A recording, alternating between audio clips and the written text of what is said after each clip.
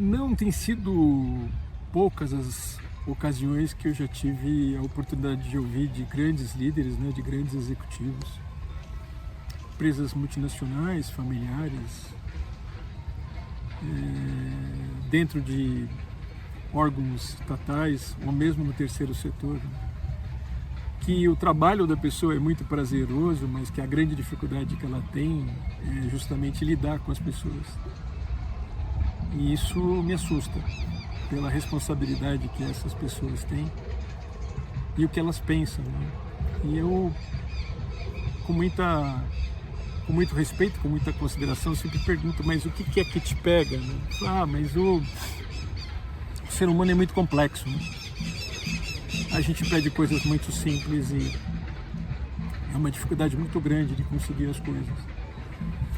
E eu sempre devolvo a pergunta para a própria pessoa, né? E para você, né? Você se considera uma pessoa não complexa, simples, né? A pessoa fica meio embaraçada, né?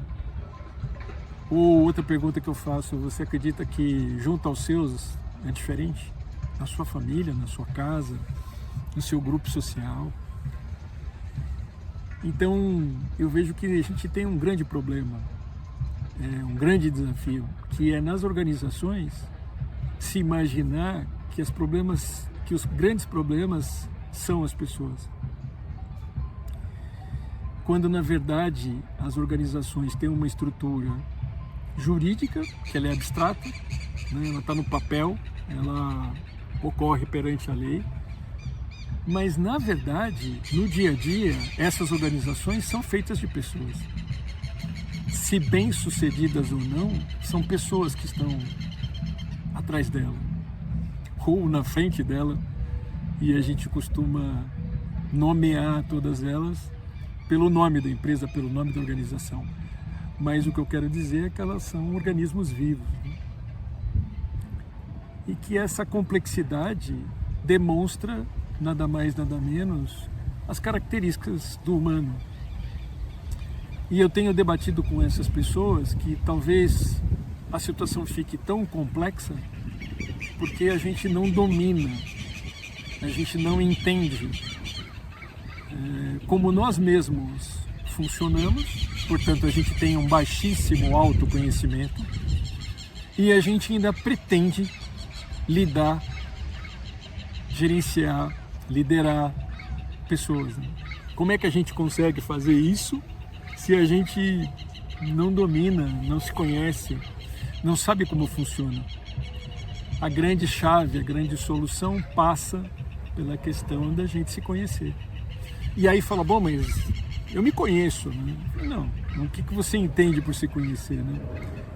Você conhece a sua história, você conhece aquilo que te estruturou como pessoa, a educação que você recebeu, os valores que você tem, as dificuldades que você passou, como é que você as superou, a sua origem familiar, você domina isso. E aí a pergunta fala, não, mas eu não quero mexer com o passado, eu não estou disposto a rever esse quadro.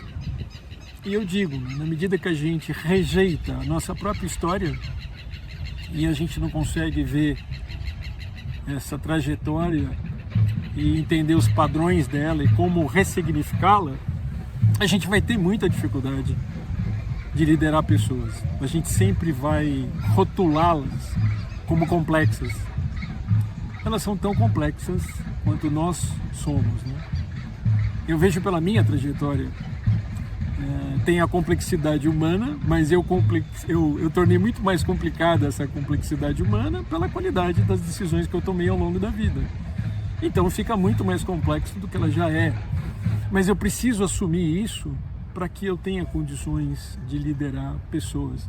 Chegará o tempo que, para a gente poder ir para um cargo de liderança, nós vamos ter que assumir essa condição de detentor do nosso autoconhecimento para a gente se capacitar suficientemente bem para a gente ter a compaixão, a misericórdia pelo outro e saber também considerá-lo dentro das suas limitações e dentro das suas potencialidades, né?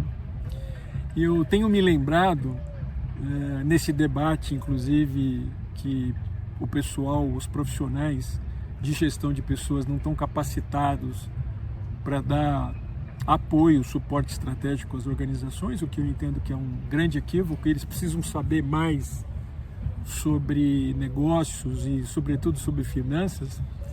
Eu me lembrei que todos esses anos eu fui um profissional de gestão de pessoas que acabou se tornando também um diretor-geral e fui diretor de outras áreas. Então, eu dei certo, vamos dizer assim, né, para a cabeça de muita gente.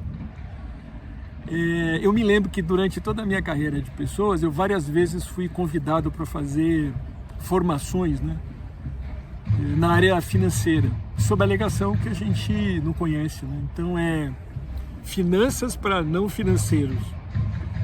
E nesses tempos eu tenho pensado, não de maneira irônica, mas de maneira respeitosa, de maneira na mesma lógica desse tema, né, para finanças.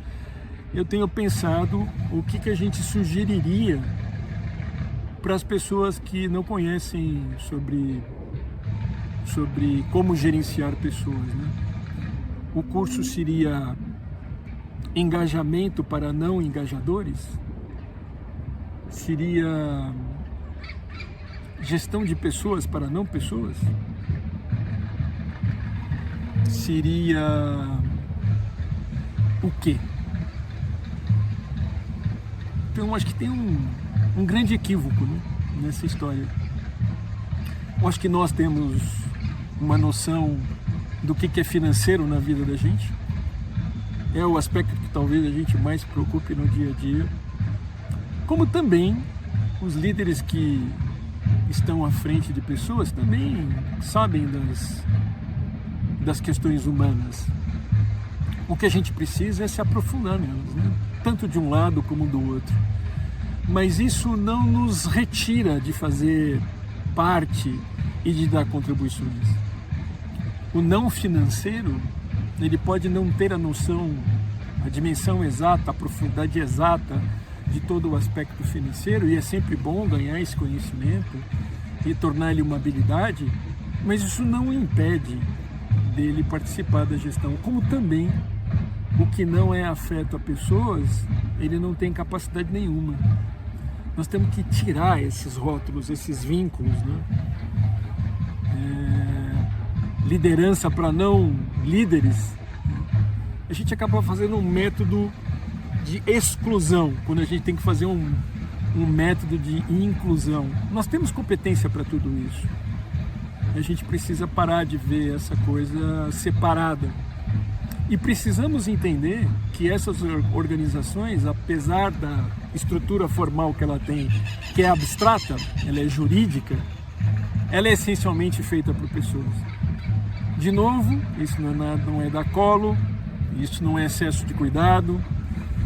Existe uma crítica muito sutil, mas ácida, né? Isso aí é gestão de direitos humanos. Não é sobre isso que nós estamos falando. É considerar o humano da maneira que ele precisa ser considerado. Ele tem capacidade de pensar, de agir, ele tem capacidade de sentir.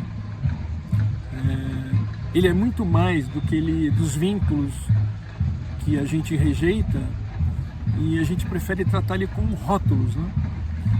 Dentro das organizações tem camadas sociais e elas são tratadas como tal, né?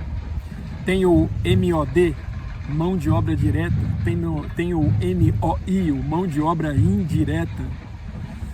Esses não têm nome, eles estão anonimizados, né? A gente não quer vínculo com eles, porque se não tiver nome, a gente contrata e descontrata com a maior facilidade, né? E aí tem uma outra categoria que começa a ser tratada pelo nome e começa a ser considerada. São os grandes equívocos. O MOI e o MOD, ele não precisa fazer parte da discussão da estratégia, porque ele não tem absolutamente nada a contribuir com a sabedoria humana e a sabedoria adquirida de trabalhar todo dia naquilo que ele está fazendo, não desce a ele condições de fazer excelentes contribuições, né? Toda vez que você muda um processo, aprimora um processo, você pergunta para quem está fazendo, ele tem N ideias para dar. Mas a gente desconsidera isso, porque a gente não quer se relacionar. A gente não quer nem dar o nome para a gente não ter que se comprometer com essas pessoas, né? E a gente imagina que tem um grupo especial que a gente nomina de talento, como também talento só tivesse, ele brotasse só numa determinada localidade, num determinado departamento ou em determinadas áreas. Esses sim, nós precisamos dar voz para eles, porque é eles que vão fazer o futuro. E esse futuro e o presente que a gente vive é feito por quem está lá, e são todos. Cada um na sua capacidade de contribuição, né? O dia que essas lideranças, primeiro, não entenderem que lidar com pessoas é algo tão complicado assim, no dia que elas tiverem autoconhecimento e elas se capacitarem, observarem suas próprias limitações, elas terão condições de considerar limitações dos outros, né? Poderão ser exemplos de transformação para os demais. O dia que elas entenderem que todos têm nome, todos pensam, todos sentem, todos querem, que todos podem contribuir, que talento frutifique em todo e qualquer lugar, que sabedoria humana ela é própria de quem está aqui, né, nesse planeta. O dia que a gente aproveitar absolutamente tudo isso, nós vamos ter uma grande diferença na organização dessas empresas, né? Dessas instituições sociais, de instituições governamentais. Por quê? Porque nós vamos considerar a inteligência humana, toda ela voltada para um objetivo que pode ser comum e não está na mão de um grupo que entende que tem condições superiores aos demais que fazem parte da organização. Claro, dá muito mais trabalho, escutar, considerar, ouvir. Eu não gosto de ressaltar muito esse aspecto, né? Mas com certeza os resultados vão ser bem melhores do que a gente consegue atingir utilizando técnicas bem ultrapassadas, né? Como o medo, como a pressão. A vida já tem pressão suficiente para que as pessoas possam viver e viver com qualidade, né? Esse é um tema que nós precisamos rever, essa nossa mentalidade, eu faço parte dela, nós temos que reconstruir, recombinar esses elementos para que a gente possa aproveitar o melhor de todos nós, né? Sem extrair isso de nós, mas fomentando para que a gente floresça e consiga contribuir para esse bem maior, né? Para um objetivo que seja verdadeiramente comum. É isso aí.